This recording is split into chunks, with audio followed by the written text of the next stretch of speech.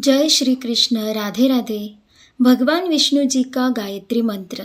ये मंत्र मानसिक शांति, आंतरिक स्वास्थ्य और सुख समृद्धि प्रदान करता है। जप के नियम और लाभ। जप संख्या। इस मंत्र का प्रतिदिन 108 बार एक माला जाप करना शुभ माना जाता है। समय सुबह स्नान के बाद शांत मन से इस मंत्र का उच्चारण करें। लाभ। इससे जीवन में सकारात्मक ऊर्जा, मानसिक स्पष्टता और भगवान विष्णु की कृपा प्राप्त होती है। चलो चलो अब हम मंत्र का जाप करते हैं। ओम नारायणाय विद्महे वासुदेवाय धीमहि तन्नो विष्णु प्रचोदयात्। ओम नारायणाय विद्महे वासुदेवाय धीमहि तन्नो विष्णु प्रचोदयात्। ओम नारायणाय विद्महे वासुदेवाय धीमहि तन्नो विष्णु प्रचोदयात्।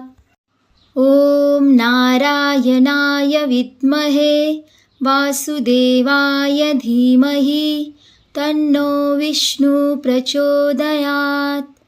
ओम नारायणाय विद्महे वासुदेवाय धीमहि तन्नो विष्णु प्रचोदयात्। ओम नारायणाय विद्महे वासुदेवाय धीमहि तन्नो विष्णु प्रचोदयात्। ओम नारायणाय विद्महे वासुदेवाय धीमहि तन्नो विष्णु प्रचोदयात्। ओम नारायणाय विद्महे वासुदेवाय धीमहि तन्नो विष्णु प्रचोदयात्। ओम नारायणाय विद्महे वासुदेवाय धीमहि तन्नो विष्णु प्रचोदयात्। ओम नारायणाय विद्महे वासुदेवाय धीमहि तन्नो विष्णु प्रचोदयात्। ओम नारायणाय विद्महे वासुदेवाय धीमहि तन्नो विष्णु प्रचोदयात्। ओम नारायणाय विद्महे वासुदेवाय धीमहि तन्नो विष्णु प्रचोदयात्। ओम नारायणाय विद्महे वासुदेवाय धीमहि तन्नो विष्णु प्रचोदयात्। ओम नारायणाय विद्महे वासुदेवाय धीमहि तन्नो विष्णु प्रचोदयात्। ओम नारायणाय विद्महे वासुदेवाय धीमहि तन्नो विष्णु प्रचोदयात्। ओम नारायणाय विद्महे वासुदेवाय धीमहि तन्नो विष्णु प्रचोदयात्। ओम नारायणाय विद्महे वासुदेवाय धीमहि तन्नो विष्णु प्रचोदयात्। ओम नारायणाय विद्महे वासुदेवाय धीमहि तन्नो विष्णु प्रचोदयात्।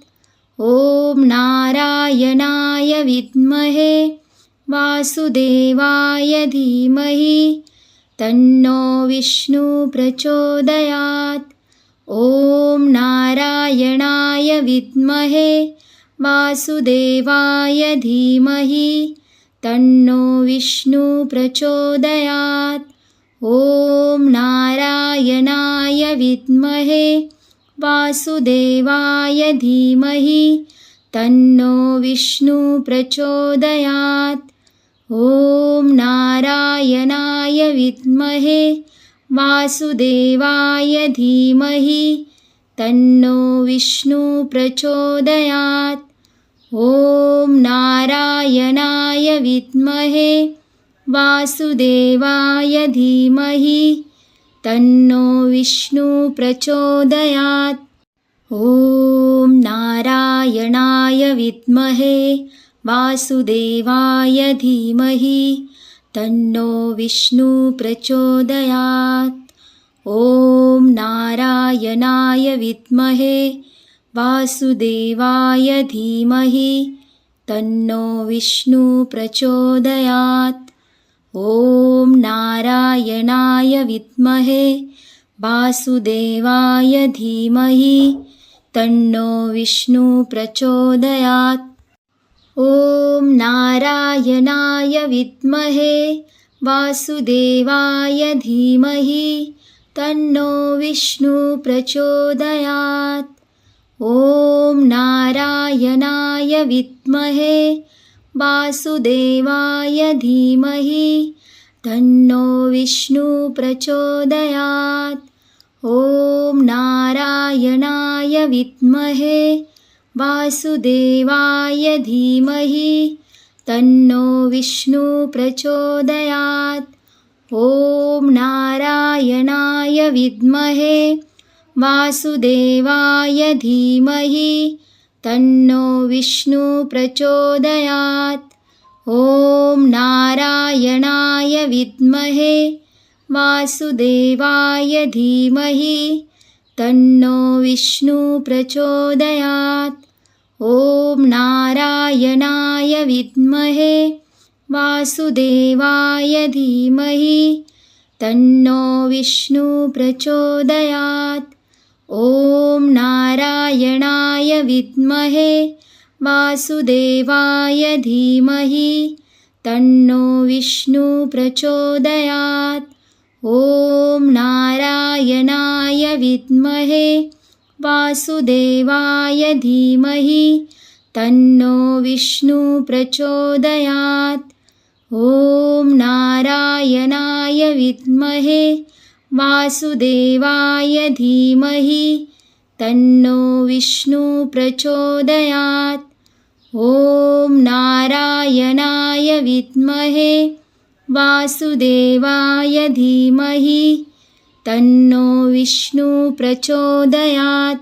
ॐ नारायणाय विद्महे वासुदेवाय धीमहि तन्नो विष्णु प्रचोदयात्। ॐ नारायणाय विद्महे वासुदेवाय धीमहि तन्नो विष्णु प्रचोदयात्। ॐ नारायणाय विद्महे वासुदेवाय धीमहि तन्नो विष्णु प्रचोदयात्। ॐ नारायणाय विद्महे वासुदेवाय धीमहि तन्नो विष्णु प्रचोदयात्।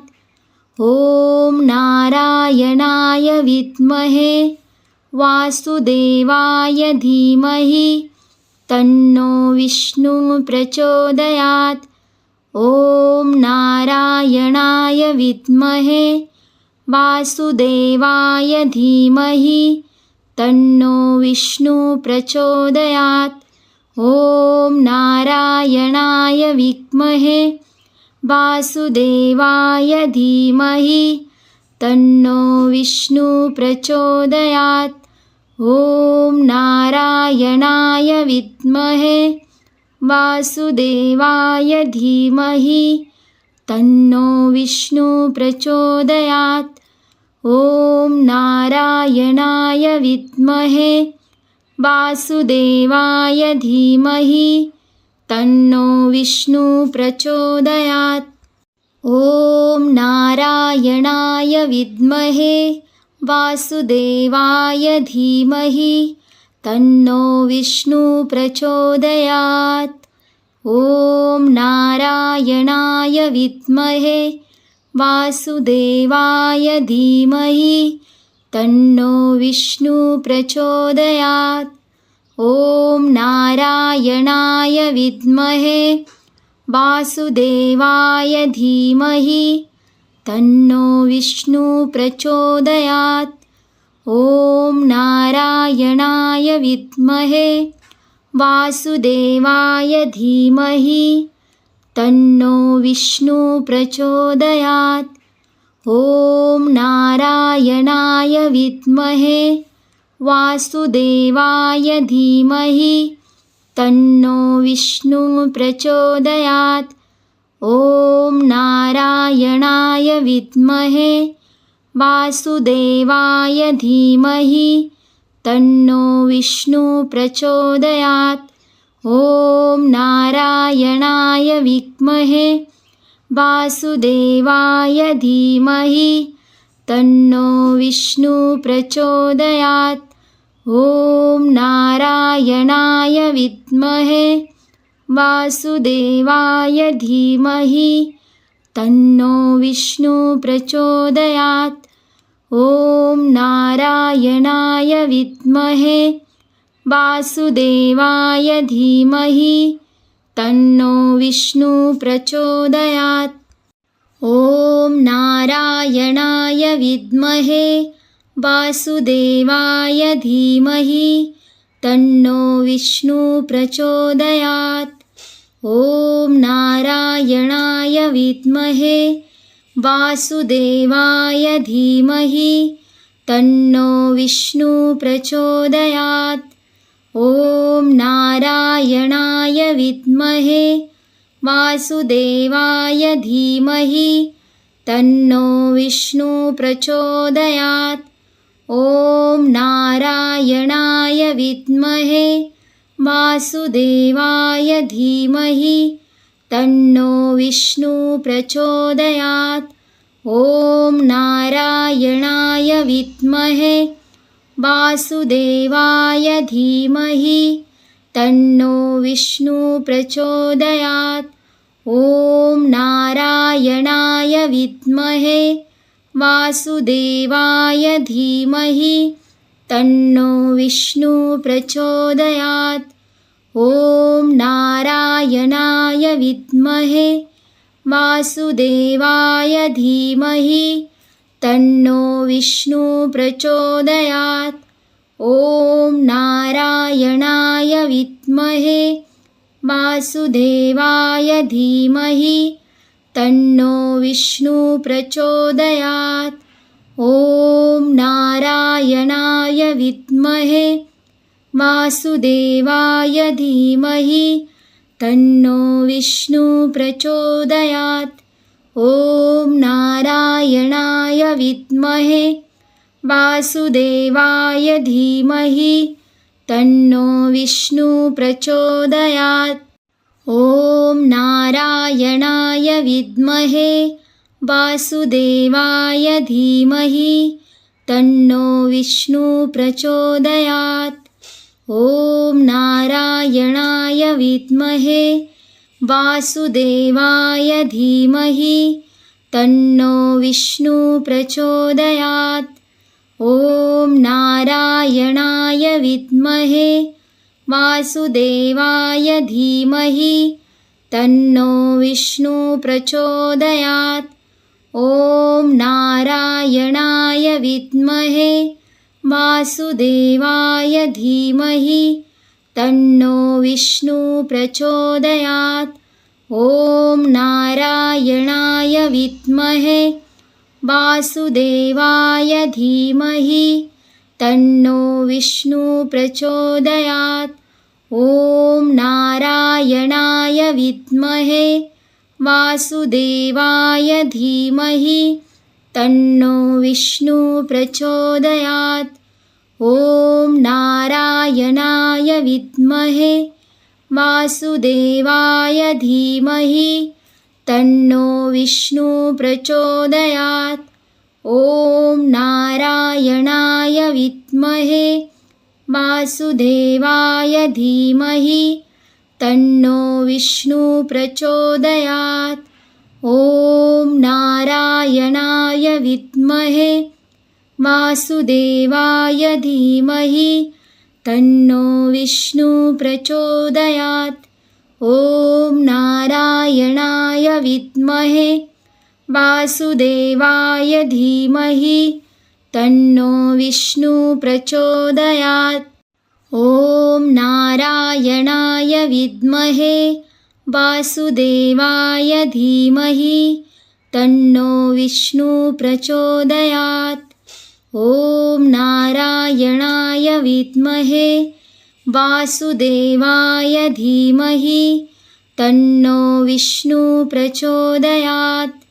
ॐ नारायणाय विद्महे वासुदेवाय धीमहि तन्नो विष्णु प्रचोदयात्। ॐ नारायणाय विद्महे वासुदेवाय धीमहि तन्नो विष्णु प्रचोदयात्। ॐ नारायणाय विद्महे वासुदेवाय धीमहि तन्नो विष्णु प्रचोदयात्। ॐ नारायणाय विद्महे वासुदेवाय धीमहि तन्नो विष्णु प्रचोदयात्। ॐ नारायणाय विद्महे वासुदेवाय धीमहि तन्नो विष्णु प्रचोदयात्। ॐ नारायणाय विद्महे वासुदेवाय धीमहि तन्नो विष्णु प्रचोदयात्। ॐ नारायणाय विद्महे वासुदेवाय धीमहि तन्नो विष्णु प्रचोदयात्। ॐ नारायणाय विद्महे वासुदेवाय धीमहि तन्नो विष्णु प्रचोदयात्। भगवान विष्णु के इस गायत्री मंत्र से आपकी सारी चिंताएं दूर होगी और आपकी मनोकामना जल्दी ही पूरी होगी। जय श्री कृष्ण। राधे राधे।